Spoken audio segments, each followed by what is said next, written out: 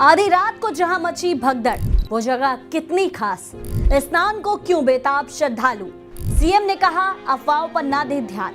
नमस्कार, आप देख रहे हैं स्टेट मिरर हिंदी। मैं हूं आपके साथ ऋतिका शर्मा। मन चंगा कटौती में गंगा, ये कहावत तो आपने जरूर सुनी होगी। इसका मतलब होता है कि अगर किसी व्यक्ति का मन शुद्ध है और उसकी नीयत बिल्कुल अच्छी है तो उसका हर काम गंगा के समान पवित्र होता है। महाकुंभ में आज दूसरा अमृत स्नान मौनी अमावस्या है, जिसको लेकर मौनी अमावस्या के अवसर पर करोड़ों श्रद्धालु उमड़ पड़े। महाकुंभ में भीड़ इतनी कि लोगों को गिनना मुश्किल हो गया है। अमृत स्नान को बेताब श्रद्धालुओं की भीड़ इतनी थी कि चलना भी दूभर हो गया है।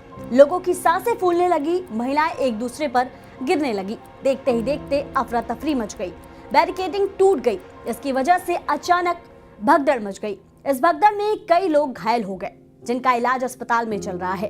वहीं 15 लोगों की मौत की खबर सामने आई है। इस घटना पर सीएम योगी आदित्यनाथ ने लोगों से अपील की है कि लोग अफवाहों पर ध्यान न दें और जहां जगह मिल रही है वहीं स्नान कर लें। साथ ही मुख्यमंत्री ने साफ कर दिया है कि संगम तट पर पहुंचने की होड़ की वजह से यह हादसा हुआ है। वहीं प्रधानमंत्री नरेंद्र मोदी ने भी दुख जताया है। अब सवाल यह है कि आखिर वो जगह कौन सी है जहां अमृत स्नान करने को सभी लोग बेताब दिखे। आखिर उस जगह का क्या महत्व है जहां सभी श्रद्धालु डुबकी लगाना चाहते हैं? कहां मची भगदड़, क्यों है ये खास? दरअसल जिस जगह पर भगदड़ मची उस जगह को संगम नोस कहते हैं। संगम नोस ही वह जगह थी जहां रात करीब 1:30 बजे भगदड़ मची। इसके आकार की वजह से ही इसे संगम नोस कहा जाता है। संगम नोस पर ही यमुना, गंगा और सरस्वती का मिलन होता है। यहीं पर यमुना और सरस्वती आकर गंगा में विलीन हो जाती हैं। इस वजह से यहाँ स्नान करना लोग पवित्र मानते हैं। यहाँ पर साधु संत स्नान करते हैं। आम लोग भी इसी जगह स्नान करने के लिए उत्सुक रहते हैं। भगदड़ की वजह भी यही थी। वैसे तो प्रयागराज में कई घाटे और तट हैं, मगर लोग यहाँ स्नान करना सबसे ज्यादा पुण्य का काम मानते हैं। अब जानते हैं कि महाकुंभ में कौन कौन से घाट पर आप स्नान कर सकते हैं। महाकुंभ 2025 का मुख्य आयोजन प्रयागराज के संगम तट पर हो रहा है। संगम वह स्थान है जहां गंगा, यमुना और अदृश्य सरस्वती मिलती है। अगर आप भी भीड़ भाड़ से बचना चाहते हैं तो आप अन्य घाटों पर भी जाकर स्नान कर सकते हैं, जहां पर गंगा स्नान के साथ आपको शांति का भी अनुभव मिलेगा। बात करें सबसे पहले संगम वीआईपी घाट की। संगम वीआईपी घाट प्रयागराज के सबसे प्रमुख घाटों में से एक है, जहां यमुना, गंगा और सरस्वती का संगम होता है। यहाँ पर महाकुंभ के दौरान भारी भीड़ रहती है। आप महाकुंभ घूमने आ रहे हैं तो इसे जरूर विजिट कर सकते हैं। सरस्वती घाट प्रयागराज के सबसे शांत घाटों में सरस्वती घाट का नाम जरूर लिया जाता है। अगर आप गंगा नदी के किनारे कुछ शांति के पल बिताना चाहते हैं तो यहाँ पर आप जा सकते हैं। आध्यात्मिक ऊर्जा के संचार के लिए ये जगह बिल्कुल परफेक्ट है। अरैल घाट यमुना नदी के किनारे स्थित अरैल घाट अपनी प्राकृतिक सुंदरता के लिए जाना जाता है। यहाँ पर लोग नौका विहार का आनंद लेते हैं और सूर्यास्त के दृश्य को देखने के लिए आते हैं। बलुआ घाट अपनी प्राचीनता और धार्मिक महत्व के लिए प्रसिद्ध है। यहाँ स्नान करने से पापों से मुक्ति मिलने की मान्यता है। ये घाट कुंभ मेले के दौरान विशेष आकर्षण का केंद्र होता है। यहाँ पर मेले का आयोजन भी किया जाता है। गऊ घाट का नाम यहाँ के धार्मिक मान्यताओं के कारण पड़ा है। ये घाट गंगा नदी के किनारे स्थित है और यहाँ पूजा अर्चना के लिए बड़ी संख्या में भक्त आते हैं।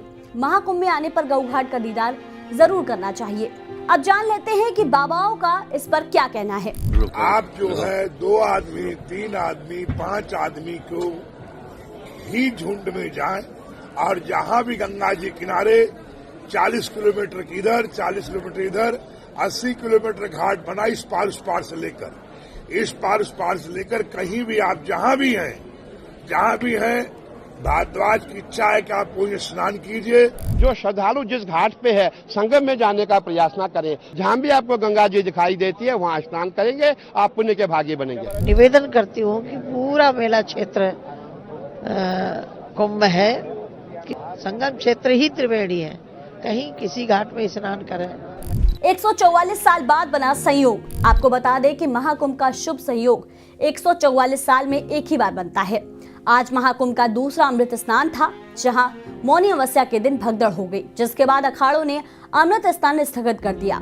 इस बीच मुख्यमंत्री योगी आदित्यनाथ ने श्रद्धालुओं से अपील की कि जो लोग मां गंगा के जिस घाट के समीप हैं वे वहीं स्नान करें और संगम नोस की ओर जाने का प्रयास ना करें। मेरी अपील है पूरे प्रदेशवासियों से, पूरे देशवासियों से और सभी श्रद्धालुओं से भी, सभी पूज्य संतों से भी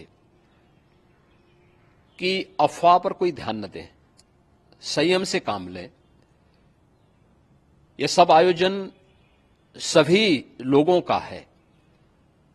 प्रशासन उनकी सेवा के लिए पूरी तत्परता के साथ लगा हुआ है।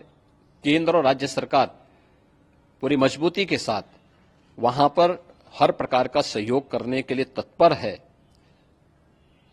लेकिन कोई किसी अफवाह पे ध्यान न दे। कोई भी व्यक्ति नकारात्मक अफवाह फैलाने का प्रयास करेगा, उस प्रकार से नुकसान हो सकता है। और जहां पर हैं आप, लगभग 15 से 20 किलोमीटर के दायरे में अस्थायी घाट बनाए गए हैं, उसमें कहीं भी वे स्नान कर सकते हैं। आवश्यक नहीं कि संगम नोच की तरफ ही आए, क्योंकि भीड़ देखते हुए खासतौर पर जो बुजुर्ग हैं, बच्चे हैं, श्वास के रोगी हैं, उनको लंबी दूरी तय नहीं करनी चाहिए और जहां पर हैं वहीं पर आराम से पहले स्थिर होकर के कार्य करें, वहां पर रह करके, और जो नजदीक के घाट हैं उसी नजदीक के घाट में स्नान करेंगे। सब गंगा जी के ही घाट हैं। आपको बता दें कि इस साल 144 सालों के बाद त्रिवेणी योग नामक एक दुर्लभ खगोलीय संयोग बन रहा है, जो इस दिन के आध्यात्मिक महत्व को और बढ़ा रहा है। सुबह 8 बजे तक आज 3 करोड़ श्रद्धालु डुबकी लगा चुके हैं। मौनी अमावस्या से एक दिन पहले मंगलवार को रात 8 बजे तक लगभग 5 करोड़ लोगों ने स्नान किया था, जबकि इससे पहले मकर संक्रांति पर 3.5 करोड़ लोग और पौष पूर्णिमा पर 1.5 करोड़ लोगों ने संगम में डुबकी लगाई थी। महाकुंभ में आस्था की डुबकी लगाने जाएं, मगर भगदड़ जैसी स्थितियों से बचकर रहे और जहां जगह मिले वहीं स्नान करें और कोशिश करें कि अफवाहों पर बिल्कुल ध्यान न दें।